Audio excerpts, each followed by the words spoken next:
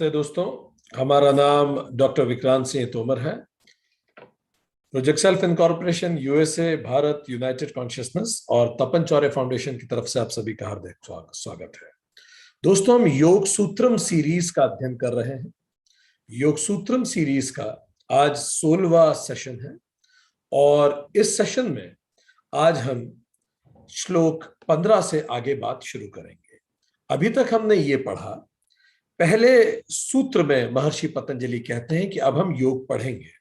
दूसरे सूत्र में वो बताते हैं कि योग क्या है, चित्त की वृत्तियों के निरोध को योग कहते हैं। उससे क्या होता है तो तीसरे सूत्र में बताते हैं व्यक्ति अपने स्वभाव में स्थिर हो जाता है।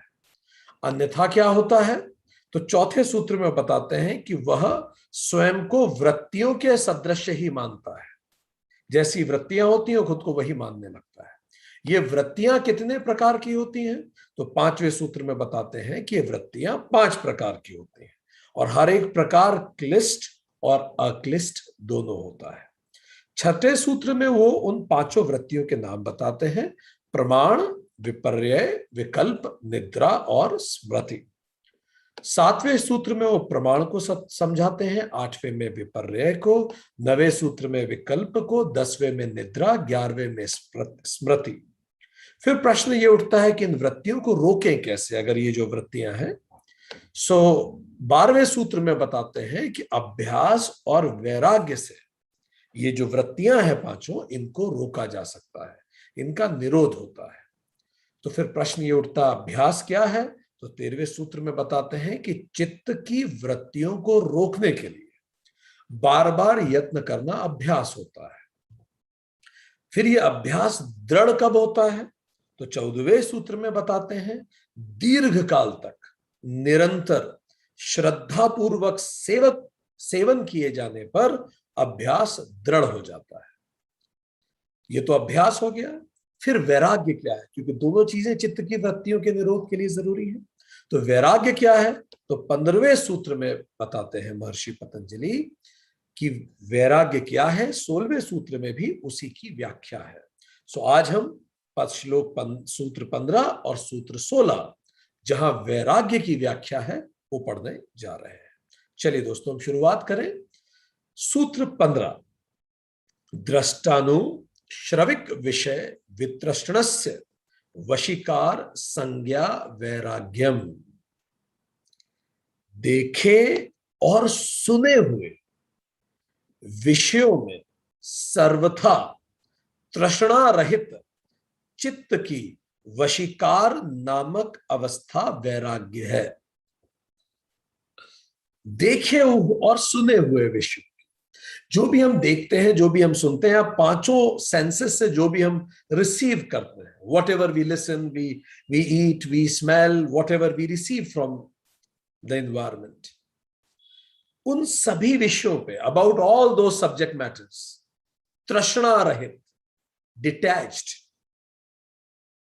तृष्णा रहित, उसके प्रति कोई अटैचमेंट नहीं है, डिटैच्ड, डी अटैच्ड, तृष्णा रहित चित्त की वशीकार नामक अवस्था, जब इससे अटैच नहीं रहते हम ऑब्जेक्ट से चारों तरफ के, उस समय जो चित्त की अवस्था होती है उसे वशीकार कहते हैं।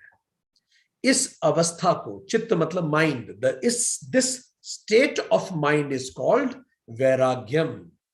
Vairagyam is a state of mind where you de-attach yourself from the objects around. अब इसको थोड़ा हम समझ लेते हैं। वैराग्य शब्द वाचस्पति मिश्र इसकी अपनी सांख्य कारिका की कमेंट्री में कहते हैं, वैराग्य का अर्थ है राग का अभाव होना। राग मतलब कलरिंग, हमने पहले भी बात की, कुछ पसंद है, राग द्वेष, ये चीज मुझे अच्छी लगती है, ये चीज मुझे खराब लगती है, ये व्यक्ति अच्छा है, वो व्यक्ति खराब है, ये देश अच्छा है, वो देश बुरा है। जब मैं ये कलरिंग करना बंद कर देता हूं, ये खाना बहुत अच्छा है, ये खाना खराब, मुझे ये सब्जी बहुत पसंद है, ये सब्जी तो मैं खा ही नहीं सकता, जब मैं इन राग और द्वेष के बीच में आ जाता हूं, अभाव हो जाता है इनका, no colourings, then Vachaspati Mishra कहते हैं इस स्टेट ऑफ माइंड को वैराग्य कहते हैं।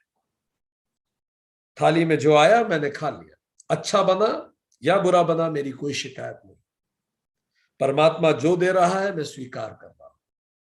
इस स्टेट ऑफ माइंड को वैराग्य कहते हैं।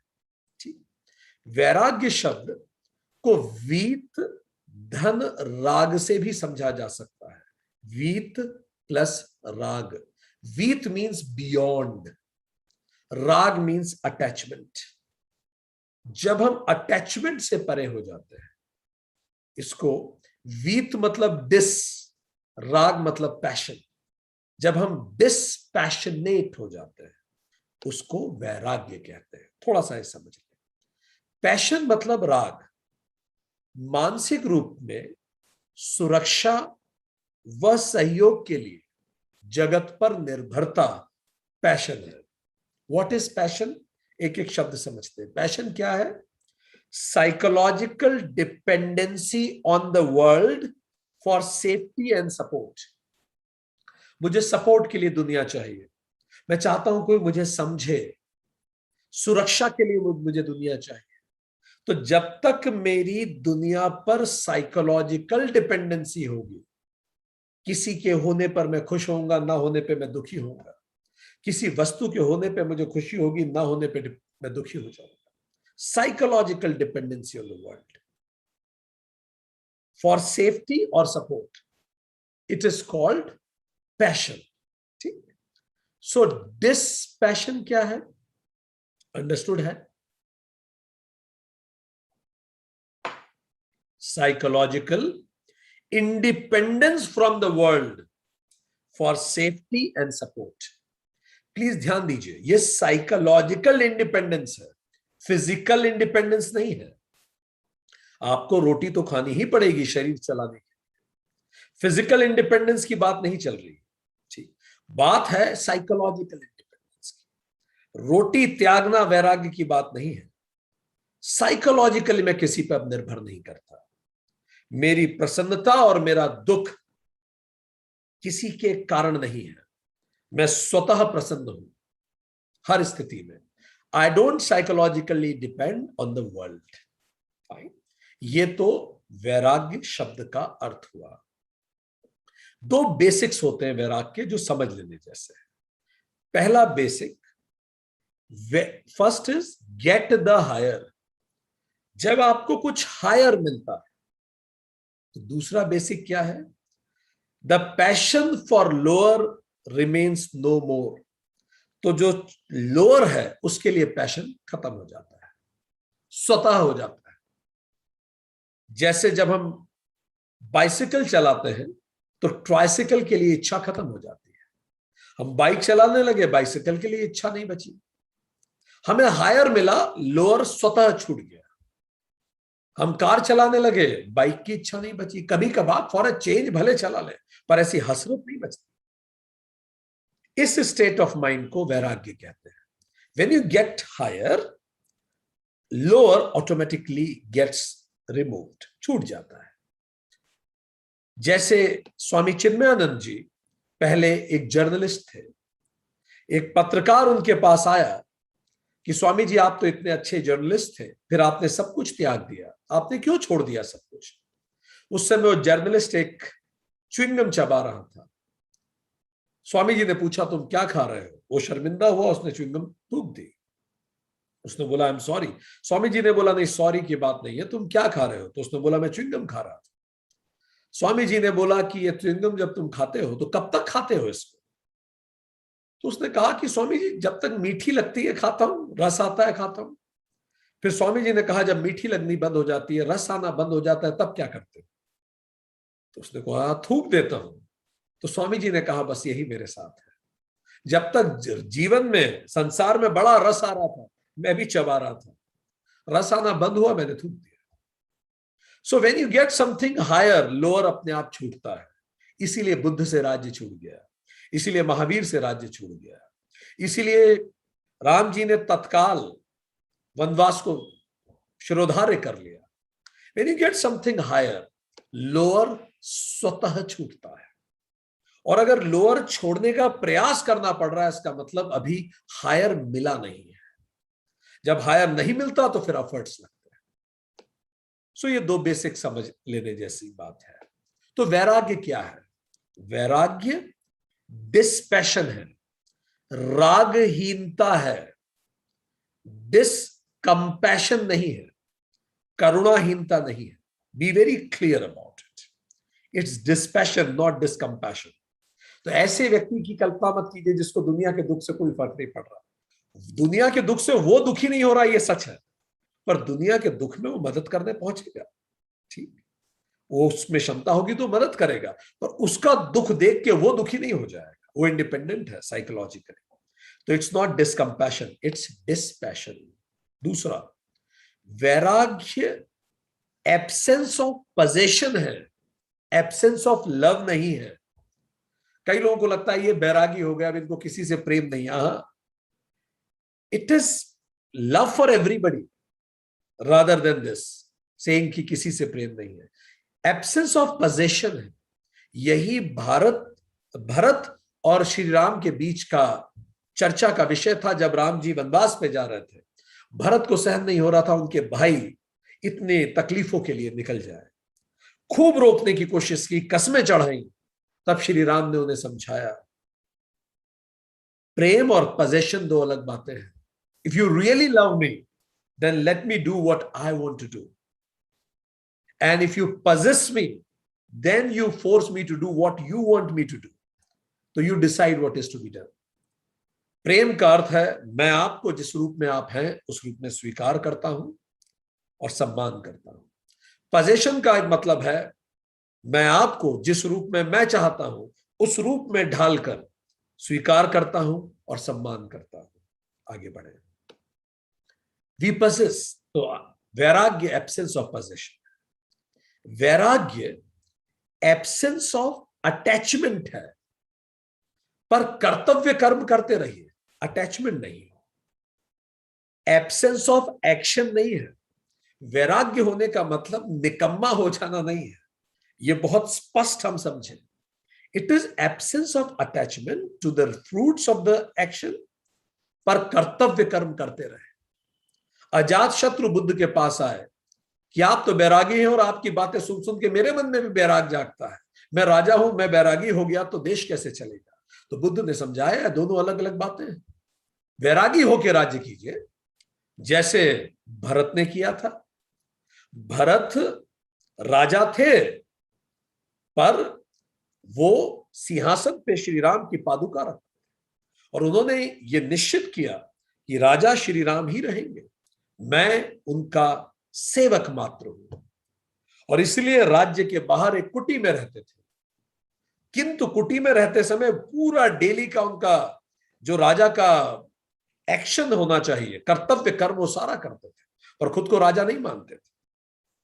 जिस प्रकार हिंदुस्तान में एक प्रधानमंत्री हुए हैं, वो अक्सर कहते हैं मैं प्रधान सेवक हूं। ये यदि किसी में वास्तविकता में यह भाव है, वही बात इस डेफिनेशन से कनेक्टेड है कि मैं अपने कर्तव्य कर्म कर रहा हूं, मैं ना कहीं शासक हूं, यह सब मेरी ड्यूटी है इसलिए मैं करता हूं।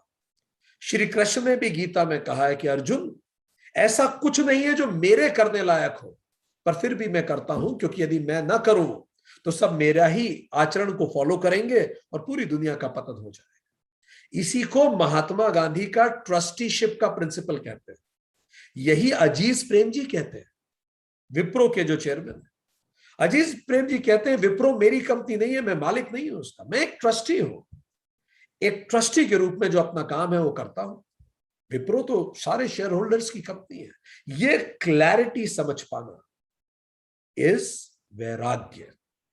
सब छोड़ के खड़े हो जाना वैराग्य के लिए अनिवार्य नहीं है, इसलिए क्लैरिटी होना बहुत जरूरी है। ठीक, शिवाजी को जब उनके गुरु ने दान में पूरा राज्य मांग लिया, तो शिवाजी ने पूरा राज्य अपने गुरु को दान में दे दिया और उन्हीं के बिहाफ पर उनके प्रतिनिधि के रूप में शासन चलाने लगे।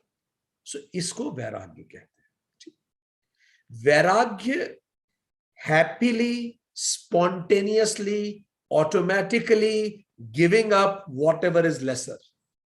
स्वतः जो कमतर है उसको छोड़ देना है, स्पॉन्टेनियसली, हैप्पीली, ऑटोमेटिकली, वो है वैराग्य।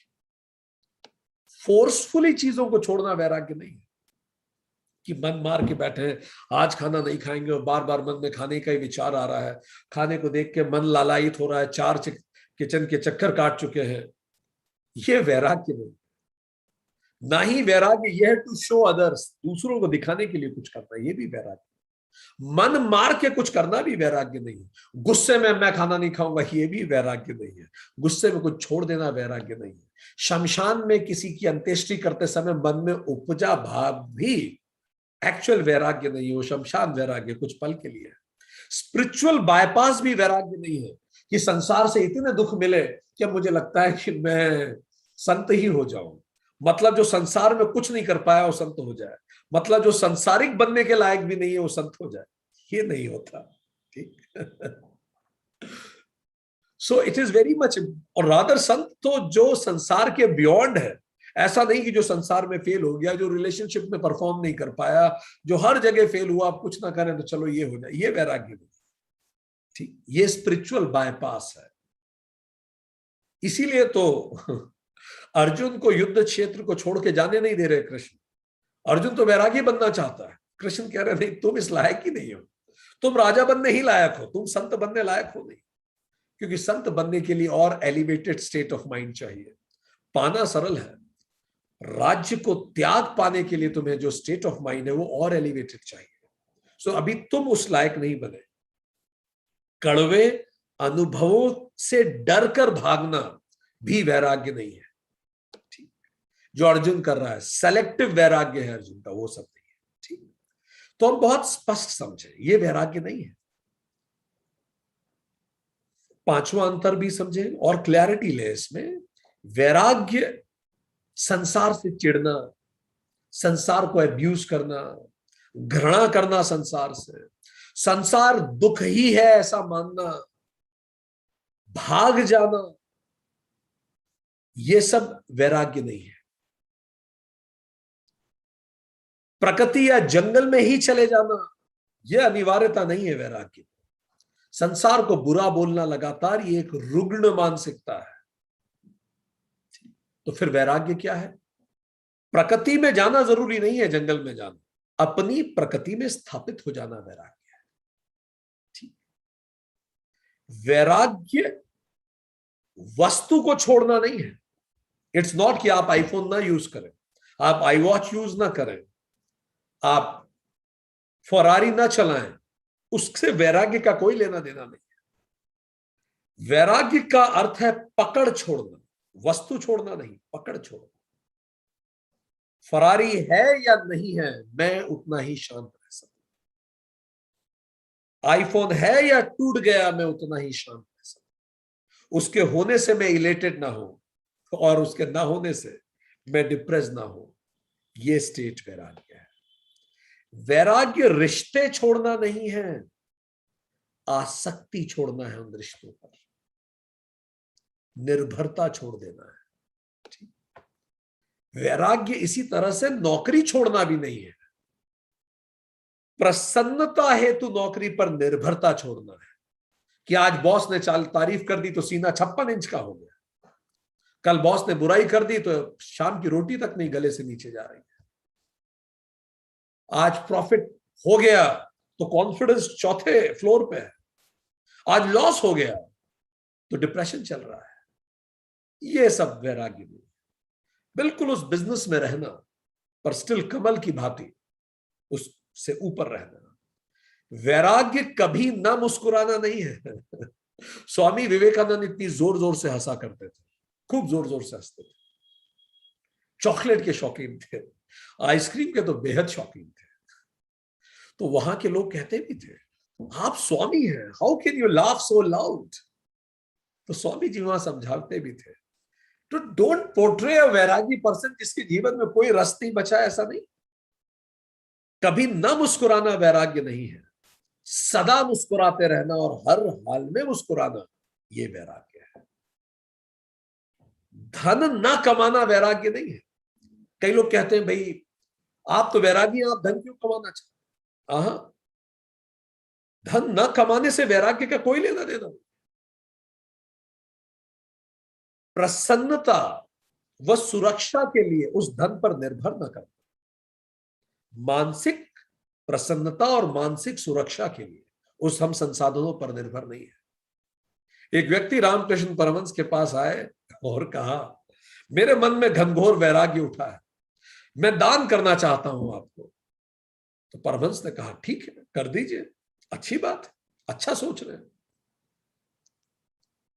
तो वो एक थैला लेके आया और उसने उसमें से कुछ निकाल के गिनना शुरू करके उनको देना शुरू किया। तो परमहंस ने कहा कि नहीं, आप गिनिए मत, तो ले जाके उस कोठरी में रख दीजिए सारा। तो उसने कहा, मैं गिन तो लूं। तो परमहंस ने कहा, जब आपको वैराग्य ही हो गया है, आपको देना ही है, तो आप क्या गिन के दे रहे हैं? गिनती खत्म करना वैराग्य है। ठीक। सो हमने ये समझने का प्रयास किया कि व्हाट इज वैराग्य। ठीक। अब क्या लेसर है और क्या हायर है, थोड़ा सा इसको भी समझे। तो ये वैराग्य कैसे डेवलप किया जाता है? वाचस्पति मिश्रा अपनी कमेंट्री में बताते हैं 4 स्टेजेस में ये वैराग्य डेवलप होता है। 4 स्टेप्स हैं इसके। पहला इज यतमान, एंडेवर, प्रयास। यतमान, एंडेवर करना। क्या होता है यतमान? इसका अर्थ है दोष दर्शनम,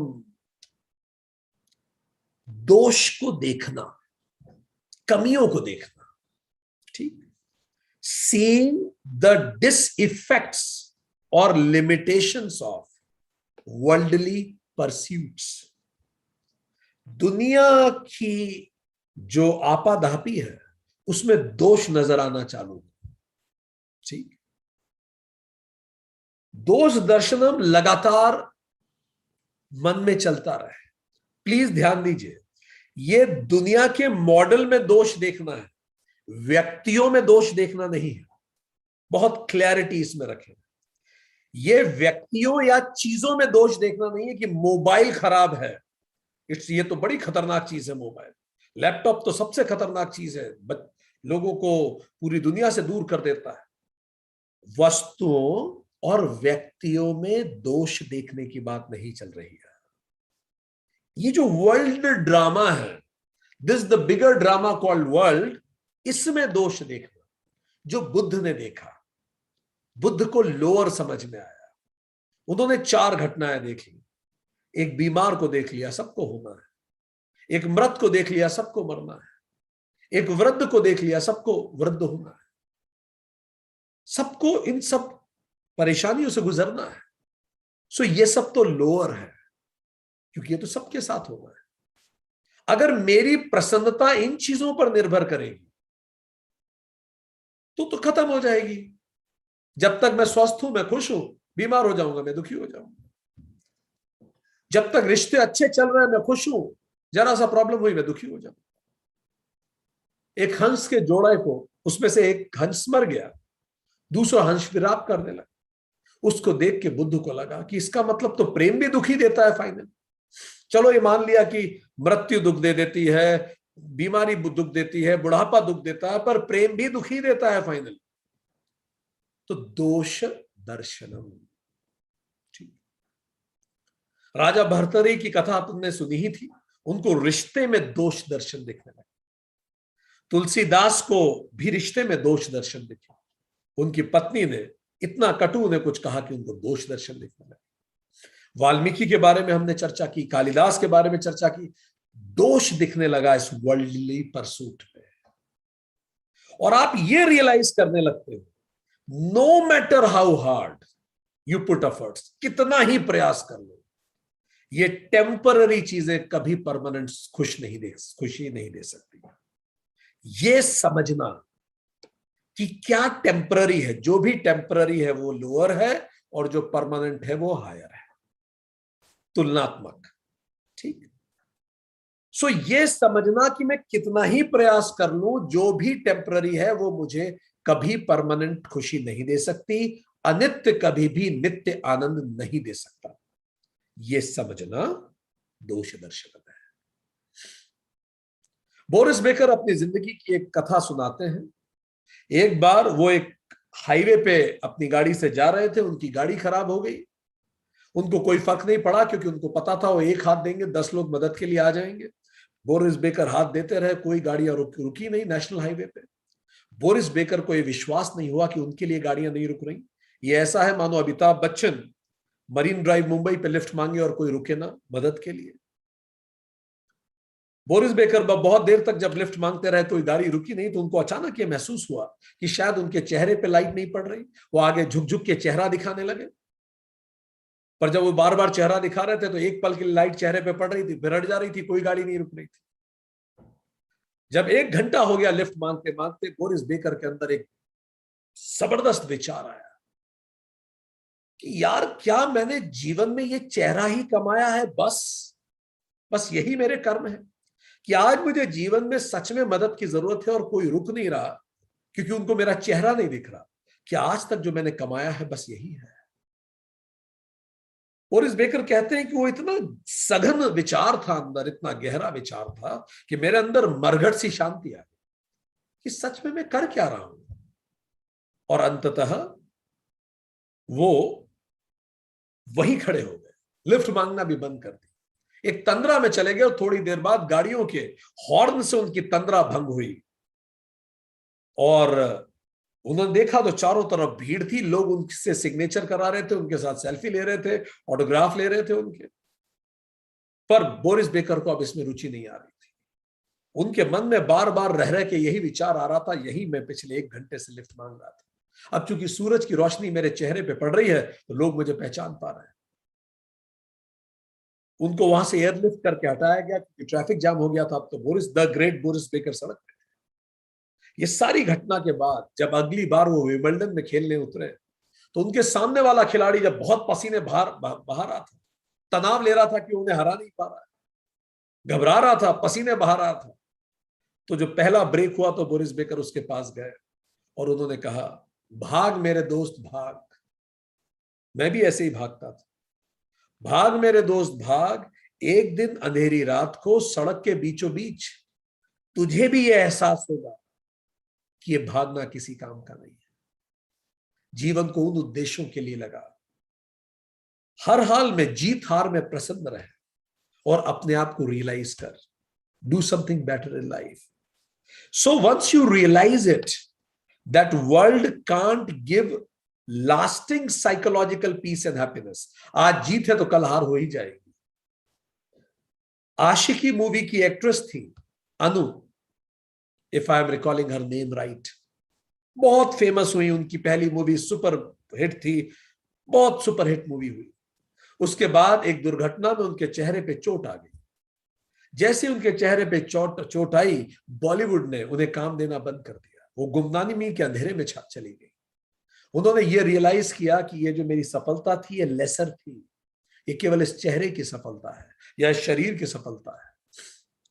फिर उन्होंने अपने आप को योग साधना में डाला और आज वो अपने जीवन को बेहतर उद्देश्यों से प्रेरित करती है।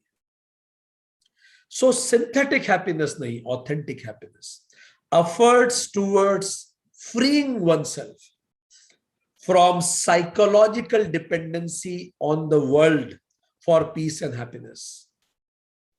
मनोवैज्ञानिक रूप से मैं आप पर निर्भर नहीं करता। हाँ सच है, घर चाहिए, छत चाहिए, शारीरिक आवश्यकता होती है, रोटी कपड़ा मकान, पर उससे मेरी प्रसन्नता और अप्रसन्नता का कनेक्शन नहीं है, वो शरीर के लिए है। ये क्लैरिटी वैराग्य का दोष दर्शन, कि ये जो model of the world is दोष है, इसमें दोष है इस मॉडल में। ये दुनिया का मॉडल फेल हो चुका है। फाइन, ये समझना कैसे फेल हो चुका है हम 1 मिनट के अंदर प्रूव करते हैं ये मॉडल कैसे फेल हुआ है। We are the most intelligent species on the planet and we are the most unhappy species on the planet. हम धरती की सबसे बुद्धिमान और सबसे दुखी स्पीशीज है। इसका क्या मतलब है? ये जो वर्ल्ड मॉडल हमने डिजाइन किया ये फेल है, नहीं तो ये खुशी देता। तो कुछ ऑल्टरनेटिव मॉडल रखना चाहिए। आपको यह भी जानकारी दें, हिंदुस्तान के नेशनल क्राइम रिकॉर्ड ब्यूरो के आंकड़े बताते हैं पढ़े लिखे लोग ज्यादा सुसाइड करते हैं अनपढ़ लोगों की तुलना में। ठीक है, अनमैरिड लोगों की तुलना में मैरिड लोग ज्यादा सुसाइड करते हैं। तो ये सारी बातें जो हमारे सेटल होने की परिभाषा है, शादी कर लो, नौकरी लग जाए तुम्हारी, एम्प्लॉयड लोग अनएम्प्लॉयड लोगों की तुलना में ज्यादा सुसाइड करते हैं। उठा के पढ़िए आप आंकड़े। तो ये तो पूरा मॉडल ही फेल है। दोष दर्शनम, not allowing your mind to run after sense objects for peace and happiness. ये समझना कि पीस और हैप्पीनेस इनसे नहीं मिलने वाले, वो मुझे कहीं और खोजना पड़ेगा। ये है स्टेप नंबर 1। जब आपको एग्जिस्टिंग में दोष दिखने लगेगा तभी तो आप कुछ और करेंगे ना। स्टेज 2, स्टेज 1 हो गया। स्टेज 2 इज व्यतिरक संज्ञा। This is stage 2। जब आप दोष दर्शनम करने लगते हैं तो आपका स्टेज 1 हो गया। अगर आप में से वो लोग हाथ खड़ा करें जो इससे रिलेट कर पा रहे हैं कि हाँ ये बात तो सच है, संसार का model can not give lasting happiness, बनी बात है ये। और ये बात बार बार आपके दिमाग में रिपीट होती है, repetitively it comes to your mind. तो आप लेवल 1 पे हैं, इट इज कॉल्ड यतमान। अब आप दोष दर्शन देख पा रहे हैं, बार बार इस दोष दर्शन को रिपीट कीजिए अपने अंदर। जब ये रिपीट होता है बार बार तो फिर हम लेवल 2 पे जाते हैं। लेवल 2 इज व्यतिरक संज्ञा। अब आपको संसार में तो दोष दिख रहे हैं, ठीक। लेवल 2 इज व्यतिरक संज्ञा। इसका मतलब अब क्या करना है? अब जब मुझे दोष दिख रहा है तो मैं उन चीजों से दूर हटना चालू होऊंगा जिन चीजों के प्रति मेरी आसक्ति सघन है, ठीक। मैं धीरे धीरे एक्सट्रीमिटीज को अवॉइड करना चालू करूंगा।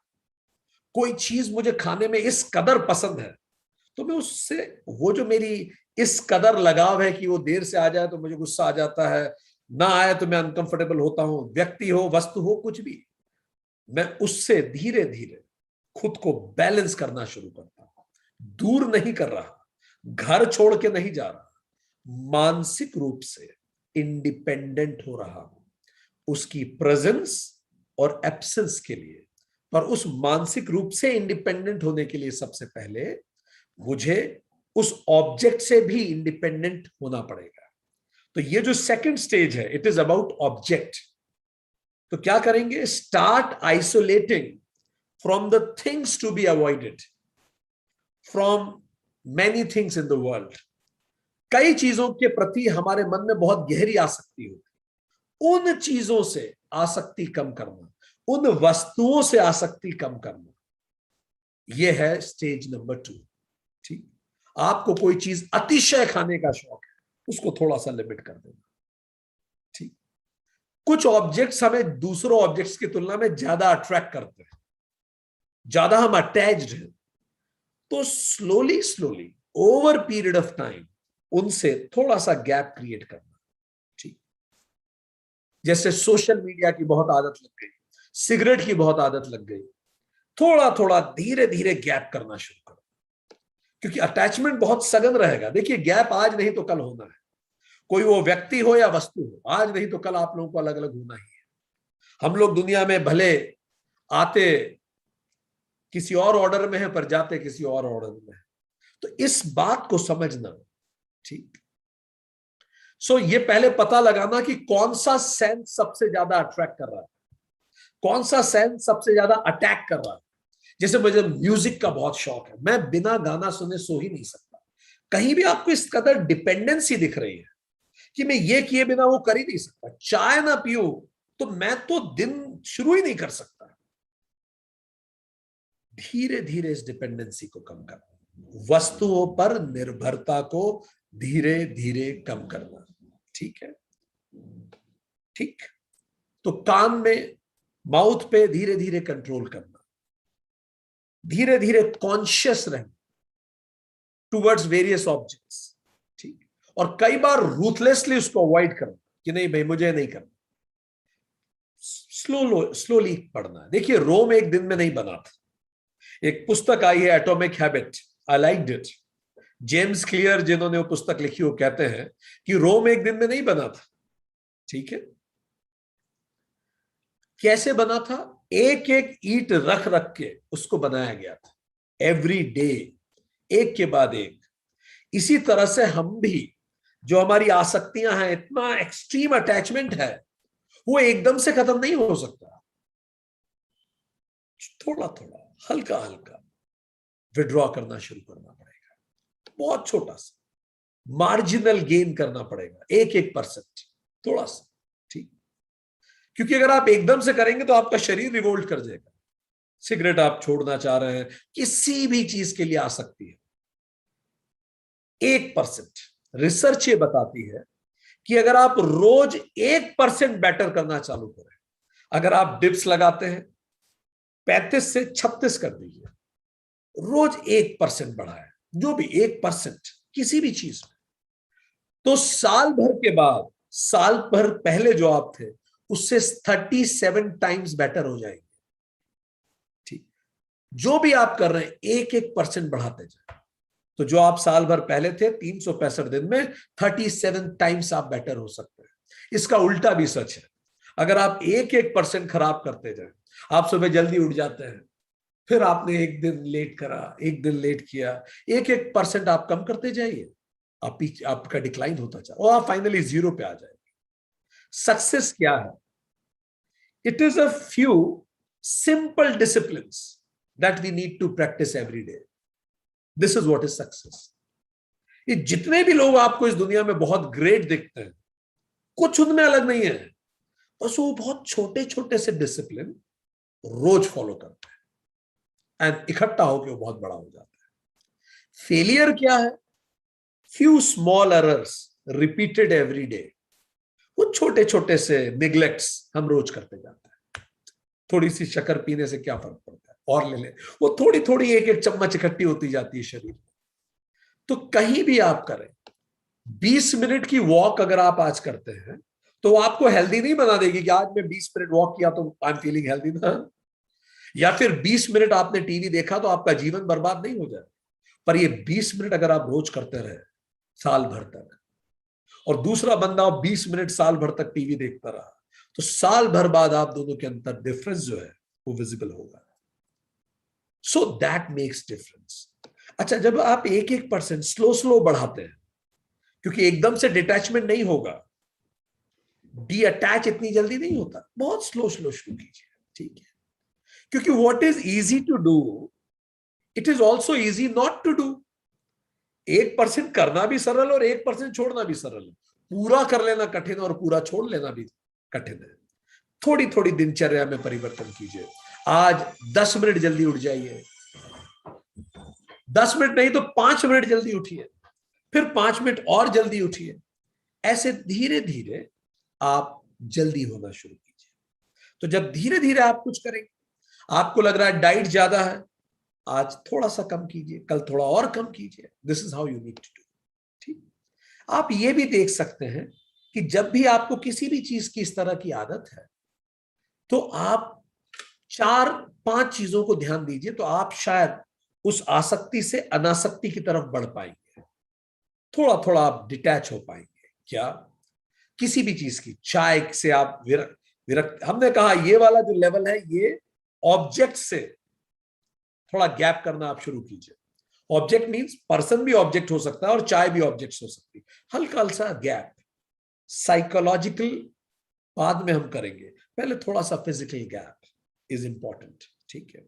जैसे आप एक रिश्ते में हैं, थोड़ा समय खुद के लिए निकालिए, क्रिएट सम गैप, आधा घंटा ओनली विद सेल्फ, खुद को भी तो समय दीजिए। सो जब भी आपको किसी चीज की बहुत ज्यादा लत लग रही है और आप उसे नहीं छोड़ पा रहे हैं, आप कह रहे हैं सर इससे दूर नहीं हो पा रहा, ये लेसर है मुझे पता है, but I can't go away, 5 चीजों को ऑब्जर्व कीजिए और इन 5 चीजों को बदल दीजिए। पहला, लोकेशन, कहां आप होते हैं जब आपको उस चीज की सबसे ज्यादा याद आती है, सिगरेट हो या व्यक्ति हो या चाय हो। दूसरा, टाइम, अक्सर दिन में कितने बजे के समय आपको उस चीज की सबसे ज्यादा याद आती है।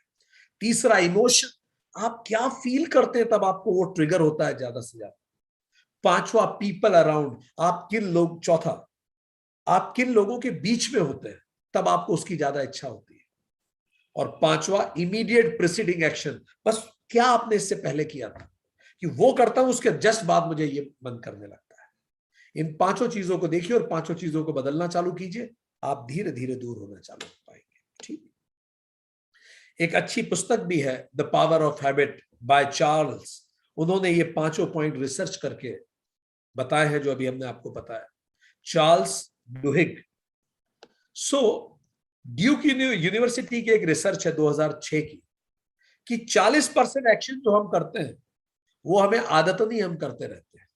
इसीलिए उनको तोड़ने के लिए हमें कॉन्शियस एफर्ट करने पड़ेंगे, और ये जो कॉन्शियस एफर्ट है, धीरे धीरे उन चीजों पर हमारी निर्भरता कम करना, ये व्यतिरेक, ये सेकंड लेवल ऑफ वैराग्य है, ऑब्जेक्ट्स से दूरी बनाना।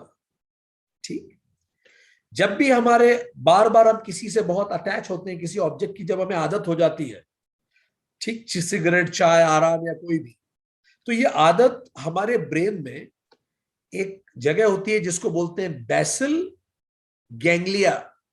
Basal ganglia, it is a small region in the base of forebrain. हमारे फोर ब्रेन में एक स्मॉल रीजन होता है, उस स्मॉल रीजन पे दिस स्मॉल पार्ट, यहां हमारी हैबिट स्टोर होती है। और क्या होता है, जब आप कोई चीज हैबिचुअल हो चुके हो, तो आपको इतनी लत लग गई, इतनी आसक्ति हो गई उससे, इतना अटैचमेंट हो गया है कि जब आप वो करते हो तो ब्रेन में कोई एक्टिविटी दिखाई नहीं देती। डॉक्टर्स ने देखा, वैज्ञानिकों ने देखा, जो चीज आपको हैबिचुअल हो गई तो ब्रेन एक्टिविटी नहीं करता, वो ऑटोमेटिकली होने लगती है। सो इसीलिए धीरे धीरे हम इसको बदलना शुरू करें। इसको बदलने को ही न्यूरल प्लास्टिसिटी कहते हैं। जब हम ऑब्जेक्ट से दूर खुद को करना चालू किया, तो अब एक नई चुनौती आएगी, यह है स्टेज 3। इसको बोलते हैं इंद्रिय संज्ञा। इंद्रिय संज्ञा, इंद्रिय मीन सेंसेस, ठीक, संज्ञा मीन्स अवेयरनेस। अब हम सेंसेस को तो कंट्रोल कर पा रहे हैं। साहब चाय नहीं पी रहे, I am not drinking tea, हमने वो हैबिट से थोड़ा दूर हो गए जिससे आसक्ति थी, पर अभी शरीर नहीं मांग रहा है, पर मन अभी भी उन चीजों को याद करता है। अब देखिए ये हायर लेवल है। अब फिजिकली आप दूर हो गए उस चीज से, पर दिमाग अभी भी उसी को याद करता है। मन नहीं मान रहा, उस व्यक्ति से दूर नहीं मन हो पा रहा, उस वस्तु से मन दूर नहीं हो पा रहा। अभी भी राग और द्वेष मन में भरे हुए, मैं बोल नहीं रहा, वो बात अलग है, मैं साथ में नहीं हूं, वो बात अलग है। अब ये लेवल 3 है, जब हमें साइकोलॉजिकली भी फ्री होना। ठीक, लेवल 1 दोष दर्शन किए, लेवल 2 उन वस्तुओं को दूर करना चालू किया खुद से। ठीक है, क्योंकि उपलब्ध होंगी तो मैं ज्यादा एक्सेस करूंगा। लेवल 3, अब जब वस्तुएं दूर हो गई तो मन से भी तो मुझे लड़ाई करनी है, क्योंकि मन तो वस्तु के न होने पे भी उसे याद करता है। मन एकमात्र ऐसी इंद्रिय है जो स्वतंत्र है, शरीर पर भी निर्भर नहीं है। तो अब इस स्थिति में हमें क्या करना पड़ेगा? इस स्थिति में मन को नियंत्रित करने के लिए मस्ट है, जो हमने पहले कहा, work for higher motives in life. जीवन में कोई बड़े मोटिव्स के लिए काम कीजिए, जो खुद से थोड़े बड़े हो, इस वर्ल्डली परस्यूट से बड़े हो, तब माइंड थोड़ा कंट्रोल होता है। जैसे उसेन बोल्ट, जब उनसे पूछा गया आप एकाग्र कैसे रहते हैं, बड़े पते की बात उन्होंने कही, याद रखने लायक है। उसेन बोल्ट ने कहा कि एकाग्र बने रहने के लिए मैं खुद को हर दिन याद दिलाता हूं कि मुझे क्या चाहिए और मैं क्या कर रहा हूं। किसी दिन बुझा हुआ महसूस करता हूं तो खुद से पूछता हूं कि जिंदगी में मैं सबसे ज्यादा क्या चाहता हूं, और अपने दिमाग में उस सब की कल्पना करता हूं और कहता हूं कि यदि वो सब चाहिए तो फिर से उठो और दौड़ना शुरू करो। सो अपने लक्ष्य को बड़ा बनाइए, ये मस्ट है, तभी हम मन को नियंत्रित कर पाएंगे। आपको क्या लगता है, लोग जो फौज में जाते हैं, उसेन बोल्ट फेमस ओलंपियन धावक, जो लोग फौज में जाते हैं वो कैसे अपनी जान तक न्यौछावर करने को तैयार हो जाते हैं? वो वेतन के लिए नहीं करते। कोई वेतन के लिए जान देता है भला? फौज में हायर मोटिव क्या है उनके पास? उसेन बोल्ट के पास उनका हायर मोटिव है। फौज का क्या है? नाम, नमक और निशान, यही उन्हें सिखाया जाता है। इन तीन चीजों के लिए अगर जान भी देनी पड़े तो दे जाओ। नाम, अपनी बटालियन और रेजिमेंट का नाम खराब नहीं करना। मर जाओ पर अपनी रेजिमेंट का नाम खराब नहीं करना। पीठ दिखा के आ गए तो रेजिमेंट में क्या मुंह दिखाओगे? आओगे किसके पास फिर वापस? नमक, जो रोटी खा रहे हैं, जिस नौकरी ने हमें सब कुछ दिया है, जिस देश ने हमें सब कुछ दिया है, उसके नमक को चुकाना है। तीसरा निशान, तिरंगा, झंडा। सो ये उनके लिए हायर मोटिव्स। ठीक, जब आप हायर मोटिव के लिए काम करते हो, तो जैसे मीरा चीना, उनको पिज्जा खाने का बहुत शौक था, पर वो जब तक ओलंपिक उन्होंने नहीं जीता, उन्होंने पिज्जा नहीं खाया। ठीक है। जैसे PV Sindhu, she loved ice cream but she never at it. जैसे आप खुद के साथ कमिट करते हो। हर बच्चा जो आईआईटी की तैयारी करते हैं, सिविल सर्विसेज की तैयारी करते हैं, आप सब में एक कॉमन चीज देखोगे, वो अपने मन को कैसे कंट्रोल करते हैं। उनका भी तो मन होता होगा। वो एक हायर मोटिव देते हैं मन को, और वो डिसाइड करते हैं जब तक ये हायर मोटिव ना मैं अचीव कर लूं, तब तक फिर मैं कुछ और नहीं, मैं शांति से नहीं बैठूंगा। डॉक्टर विक्टर फ्रैंकलिन ने एक पुस्तक लिखी है, man in the search of meaning. उन्होंने जर्मनी में जो होलोकॉस्ट हुआ था उसके बारे में उल्लेख किया है। वो कहते हैं होलोकॉस्ट में वही लोग सरवाइव कर पाए जिनके पास एक बिगर पर्पस था। जिनके जीवन में पर्पस होता है ना, वो जल्दी बीमारी से भी ठीक हो जाते हैं, वो बीमार भी कम पड़ते हैं। ये सब रिसर्च ने प्रूव किया है। ठीक, अब प्रश्न फिर से उठता है, तो फिर हायर मोटिव क्या बनाई जाए? ठीक, जब मैं 10th में था तो मेरा हायर मोटिव था स्कूल टॉप करूं, लो भाई कर लिया। जब मैं 12th में था तो हायर मोटिव था आईआईटी कर ले, लीजिए कर ली। जब आईआईटी हो गई तो हायर मोटिव था आईएम कर ले, लीजिए कर लीजिए। अब जब आईएम हो गया तो हायर मोटिव है कि बिजनेस करें, लीजिए हो गया। बिजनेस की ग्रोथ हो, हायर मोटिव, ये हो गया। शादी होनी थी, ये हो गई। अब शादी हो गई, बच्चे बड़े होने चालू हो गए, अब मिड लाइफ क्राइसिस आ गई। मुझे लग रहा है अब तो मेरी किसी को जरूरत ही नहीं, मैं क्या करूं भाई, बहुत पैसा है, अब सब कुछ हो गया, अब क्या करूं? फिर से हायर मोटिव, चलो मैं दूसरों के जीवन में कुछ करूं। इसी को मिड लाइफ क्राइसिस कहते हैं। एक उम्र के बाद लोगों को समझ में नहीं आता है चल क्या रहा है सब कुछ, ये चल क्या रहा है। बच्चे बड़े हो गए, बच्चों को मेरी जरूरत नहीं है, पहले इतने डिपेंडेंट होते थे। सो मिड लाइफ क्राइसिस इसको कहा जाता है। बच्चे, बाकी आपको लगता है कि why why am I doing here, why I am here, then word for higher motives. शायद मैं दूसरों के लिए कुछ करूं, पर उससे भी क्या होगा? एक दिन मैं भी मर जाऊंगा, वो भी मर जाएंगे। लेट्स अंडरस्टैंड कि फाइनली होगा किससे। Work for all the more higher motives, that is called self realisation के लिए काम करो। दिस एंड उसके लिए इंतजार ना करो। देखिए यही लाइफ स्पैन चलता है। इसीलिए कई लोग रिटायर्ड, या कहते हैं कई लोग तो रिटायरमेंट के बाद भगवत गीता पढ़ना चालू करते हैं। कोई युवा अवस्था में पढ़ ले तो लोग कहते हैं तुम क्यों टाइम वेस्ट कर रहे हो। पर ये, इसके लिए हमें उतना इंतजार नहीं करना। योग सूत्रम अभी पढ़ना है, जब हम युवा हैं, अपनी जिंदगी को समझ पाए कि हम कहां ले जाना चाहते हैं। लेट्स नॉट वेट कि सारी जिम्मेदारियां खत्म हो, सांसारिक बोझ खत्म हो, तब मैं योग सूत्र पढ़ूं। आप योग सूत्र समझ गए, खुद को जाने, तो सारी बोझ इसी पल समाप्त हो जाता है।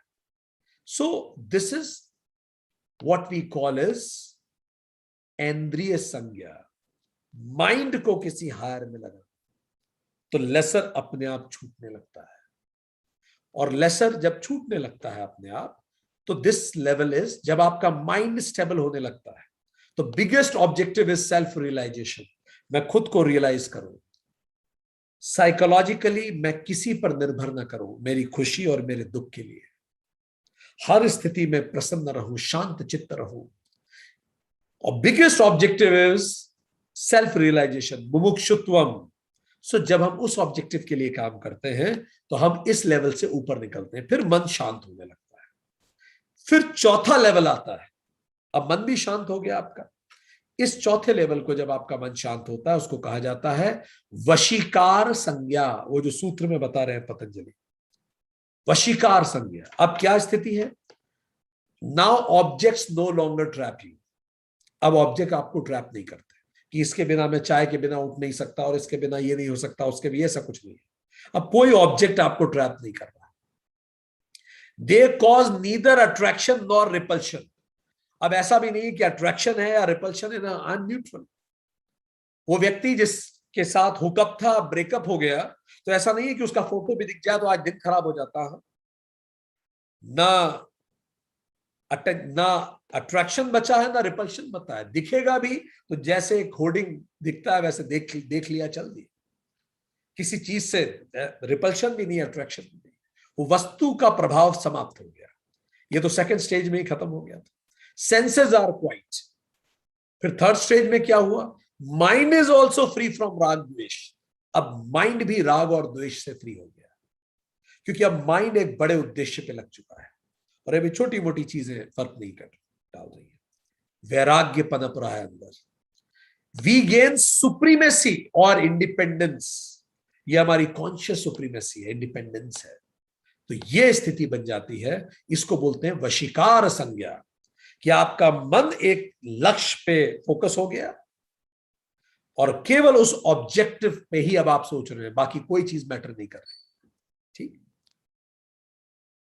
पर वशीकार संज्ञा की एक लिमिटेशन है। जैसे हमने मीरा चानू का देखा, ओलंपिक खेल रही थी पर मन में पिज्जा तो था। ठीक। तो पिज्जा रहता है मन में। पीवी सिंधु का भी देखा, वो खेल रही थी ओलंपिक पर मन में था आइसक्रीम खानी है।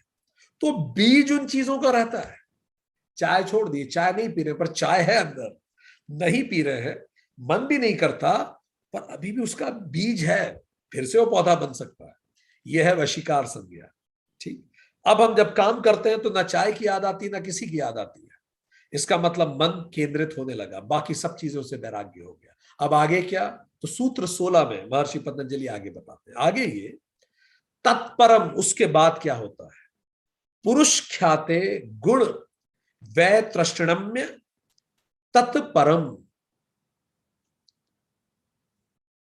पुरुष के ज्ञान से, पुरुष ख्याते, पुरुष के ज्ञान से मतलब आत्मज्ञान होने से। अब वशीकार के ऊपर क्या होता है?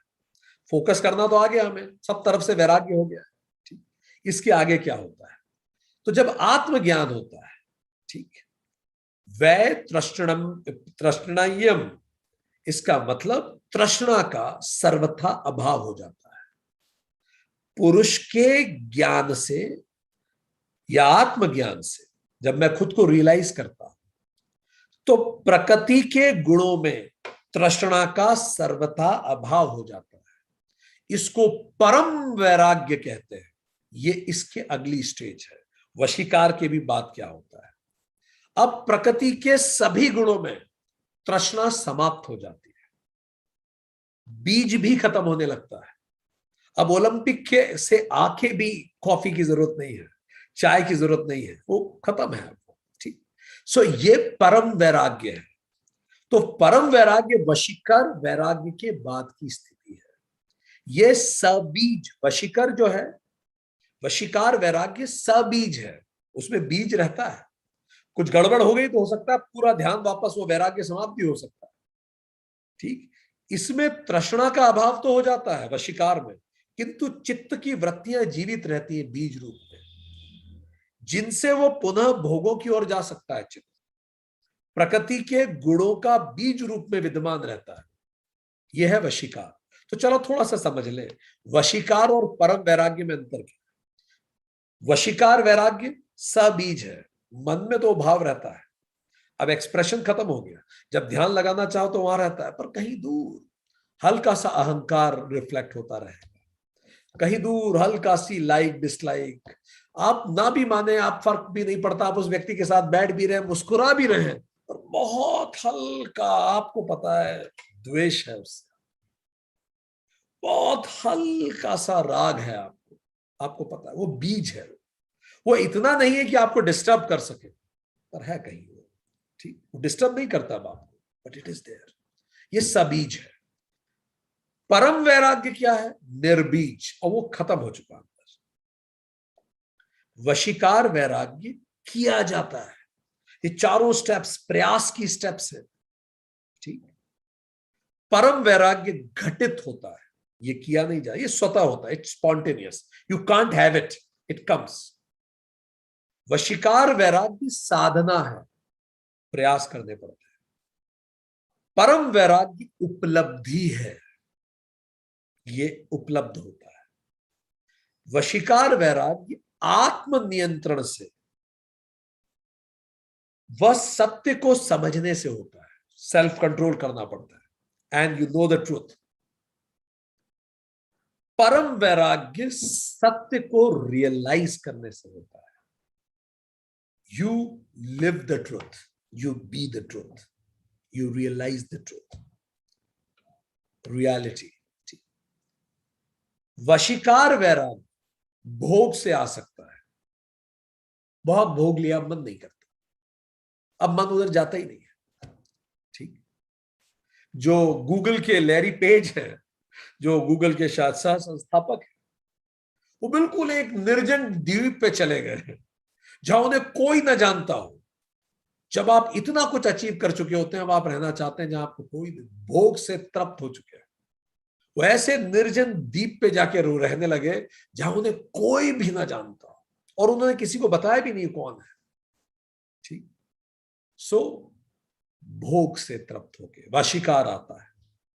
किसी घटना, कोई घटना हो गई जीवन में, उससे वशीकार वैराग्य आ सकता है। किसी की मृत्यु हो गई और एकदम से वैराग्य आया, यार मैं जिससे इतना अटैच था व्यक्ति चला गया, मतलब फिर सत्य क्या है। या ज्ञान से गुरु ने कुछ पढ़ाया और रियलाइज हुआ, या ध्यान से मेडिटेशन में रियलाइज हुआ, या कर्म से कर करके सीखा, या रोग, ऐसा शरीर में रोग आ गया कि शरीर में ही आसक्ति खत्म हो गई। तो वशीकार वैराग्य किसी से भी आ सकता है, पर परम वैराग्य केवल आत्मज्ञान से आता है। इसके अतिरिक्त और कोई रास्ता नहीं, और कोई तरीका ही नहीं है। वशीकार वैराग्य, सतगुण जब हमारे अंदर अवस्थित हो जाता है, पूर्ण, लगभग मूल रूप से सात्विक हम हो जाते हैं, बाकी सारे दोनों गुण बहुत न्यूनतम हो जाते हैं। वशीकार वैराग्य सबके लिए अच्छा, कोई राग द्वेष नहीं बचा, सबके लिए एक जैसे भाव। बुद्ध ने अपने उस कजिन को माफ कर दिया जो हमेशा उनसे बुरा सोचते थे, उनके लिए सबको आप माफ कर देते। परम वैराग्य, माफी जैसा बात ही नहीं उठती, गुणातीत हो जाते हैं आप। क्या माफी, क्या नाराजगी, ये प्रश्न ही फजूल लगने लगते हैं। गुण वितृष्णम्य, गुण से आप परे हो जाते हैं, वितृष्णा हो जाती है आपकी, गुणातीत हो जाते हैं। गीता ने भी श्लोक 20 चैप्टर 14 में इसकी बात की है, गुणातीत की। और अगर आपको गुणातीत को पूरा डिटेल में समझना है तो भगवत गीता सीरीज का 31वां सेशन अटेंड कीजिए। ठीक, वशीकार वैराग्य में ऑब्जेक्ट्स के लिए तृष्णा समाप्त हो जाती है, परम वैराग्य में भी समाप्त हो जाती है। ऑब्जेक्ट के लिए तृष्णा नहीं बचती, बीज रूप में रहती है भले वशीकार में। माइंड वशीकार वैराग्य में स्टेबल होता है, परम वैराग्य में अमन हो जाता है, माइंड समाप्त हो जाता है, no mind, you go beyond it. चित्त वशीकार वैराग्य में स्टेबल हो जाता है, आप जहां चाहे फोकस कर सकते हैं क्योंकि चारों तरफ से वैराग्य है। जबकि परम वैराग्य में चित्त शून्य हो जाता है, आप एकाकार होने की स्थिति में पहुंच जाते हैं। ठीक, वो स्थिति आ जाती है, तैयारी हो जाती है। वशीकार वैराग्य में बुद्धि फोकस्ड होती है, आप फोकस कर पाते हैं जहां चाहे। परम वैराग्य में बुद्धि ज्ञान स्वरूप हो जाती है। वशीकार वैराग्य में खुद का होश तो रहता है, अहंकार रहता है, परम वैराग्य में आप उसको भी त्याग देते हैं। वशीकार वैराग्य में आप निष्काम कर्म कर पाते हैं, परम वैराग्य में आप अकर्म करते हैं। अगर आपको और जानना है कि निष्काम कर्म और अकर्म में अंतर, भगवत गीता सीरीज चैप्टर 3 पूरा अटेंड कीजिए। वशीकार वैराग्य जिस समाधि की ओर अग्रसर करता है उसको सबीज समाधि कहते हैं, बीज के साथ समाधि, क्योंकि बीज तो है अंदर, ध्यान लगेगा तो बीज तो रहेगा। अगर प्रैक्टिस छूटी तो हो सकता है आप वापस पहुंच जाए वहीं। पर परम वैराग्य निर्बीज समाधि को स्प्राउट करता है। अब it is the moment of no return, अब रिटर्न नहीं, अब गुंजाइश नहीं लौटने की। इस सबीज समाधि और निर्बीज समाधि को हम अगले अध्याय में आगे पढ़ेंगे। तो चलिए एक क्विक रिवीजन करते हैं, हमने आज क्या पढ़ा। हमने ये जाना सूत्र 15 में कि देखे और सुने हुए विषयों के प्रति सर्वथा तृष्णा रहित चित्त की अवस्था ही वशीकार है। तृष्णा समाप्त हो जाती है। वीत और राग, बियॉन्ड अटैचमेंट, डिस पैशन, राग का भाव, नो कलरिंग। पैशन का मतलब मानसिक रूप से किसी पर निर्भर करना, डिस्पैशन का मतलब मानसिक रूप से किसी भी चीज पर निर्भर न करना, इस दुनिया पे मानसिक रूप से निर्भर न करना। दो बेसिक्स क्या है वैराग्य के? Get the higher, second leave the lower. पहला हो गया तो दूसरा स्वतः हो जाता है। जैसे स्वामी चिन्मयानंद ने कहा, मैंने थूक दिया। बुद्ध, महावीर, राम, जनक, इन सब की कहानी इसी का उदाहरण है। वैराग्य डिस्पैशन है, डिस्कम्पैशन नहीं। रागहीनता है, करुणाहीनता नहीं। वैराग्य एब्सेंस ऑफ पोजेशन है, एब्सेंस ऑफ लव नहीं। वैराग्य एब्सेंस ऑफ अटैचमेंट है, एब्सेंस ऑफ एक्शन नहीं।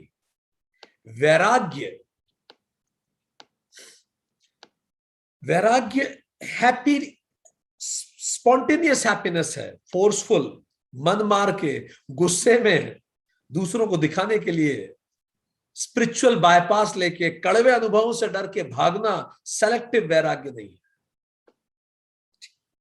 वैराग्य अपनी प्रकृति में स्थापित होना है। प्रकृति में भाग जाना ही वैराग्य नहीं है।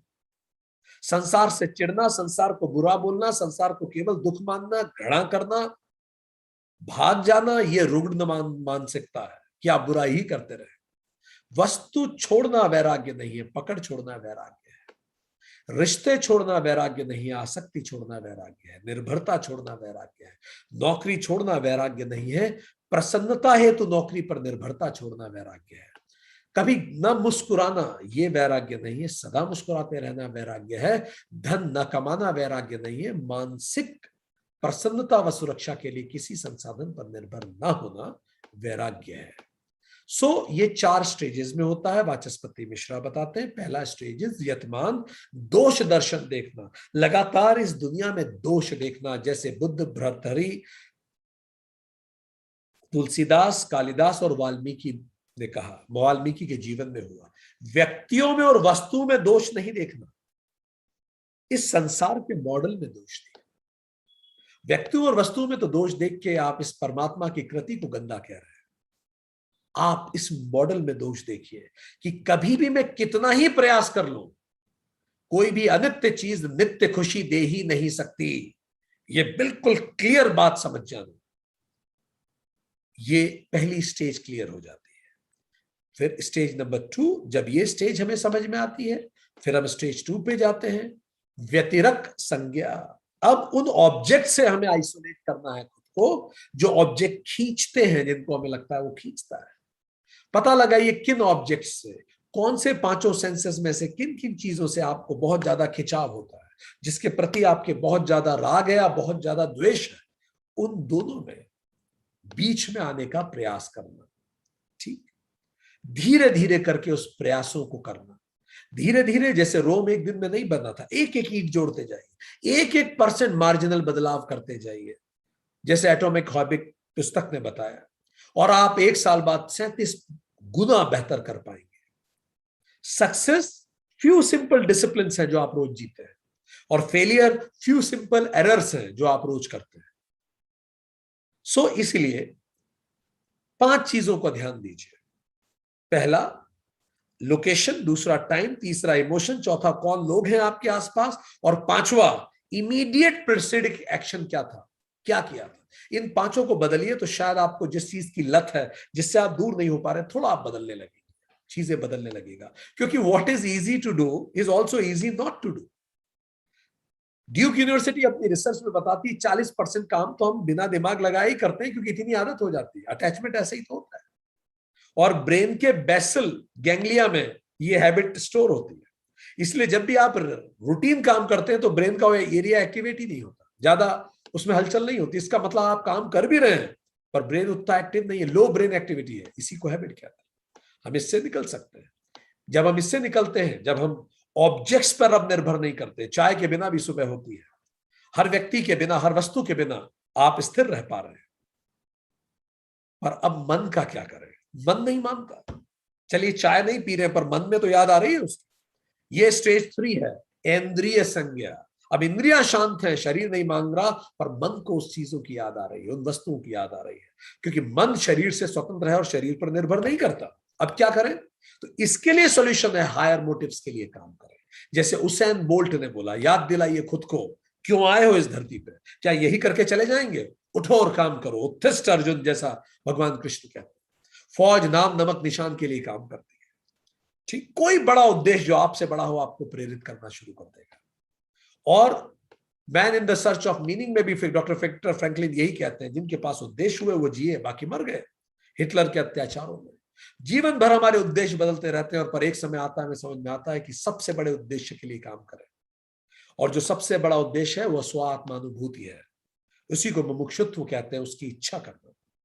इससे जब मन शांत होता है कि नहीं अब वही करना है, कोई भी चीज जो मुझे उस लक्ष्य से दूर ले जा रही है मैं नहीं करूंगा। मन जब स्थिर होने लगता है तब आपका ये स्टेज पूरी होगी। अब मन में भी याद नहीं आ रही उन चीजों की। फाइन। नेक्स्ट इज वशीकार संज्ञा। अब मन स्थिर है पर वो बीज अभी भी है। अब वो ऑब्जेक्ट या मन भी आपको परेशान नहीं करता। अब आपको जब भी हम मेडिटेशन कराएंगे, आप आंख बंद करेंगे तो चारों तरफ से तो वैराग्य छाया पड़ा है, खट से आपको गहरी साधना हो जाएगी। और हम 1 घंटे के बाद, मेडिटेशन के बाद जब आपको बोलेंगे वापस आइए, तो आपको वापस आने लायक कुछ लगेगा ही नहीं। आपको लगेगा आप कह रहे हैं तो आ जाते, नहीं तो वहीं रुक सकते थे। बिल्कुल मन शांत हो जाएगा, राग द्वेष के परे हो जाएगा, पर कहीं बहुत गहरा उसके बीज रहेंगे। समय आते ही वो बीज फिर से स्प्राउट भी हो सकते हैं। यह है वशीकार। फिर महर्षि पतंजलि बोलते इसके बाद फिर एक परम स्तर आता है। वो आता है, लाते नहीं हो, बस अब आपके प्रयास यहां समाप्त। सूत्र 15 प्रयासों की समाप्ति, सूत्र 16 प्रयासों के परे। जैसे वो धावक बैम्बू लेके कूदता है, जैसे जेवलिन थ्रो में जब चोपड़ा जी जेवलिन को थ्रो करते हैं तो दौड़ के आएंगे और जेवलिन को फेंकेंगे, यहां तक प्रयास है। उसके बाद आपने देखा होगा वो जब गोल्ड मेडल जीते थे, जैसे उन्होंने जेवलिन फेंका, उन्होंने तो देखा ही नहीं वो कहां गिरा, और वो चीयर करने लगे पलट के कि मैंने कर दिया। क्योंकि शायद उन्हें कहीं ना कहीं ये पता था कि अब मेरे प्रयास समा, वो जहां गिरना है वो गिरेगा, गोल्ड पे गिरेगा, ब्रॉन्ज पे गिरेगा, किस पे सिल्वर पे गिरेगा, कहीं भी गिरेगा, वो मेरे हाथ में ही नहीं। वो अब होता है परम। तो सूत्र 16 में उन्होंने परम के बारे में बता दिया।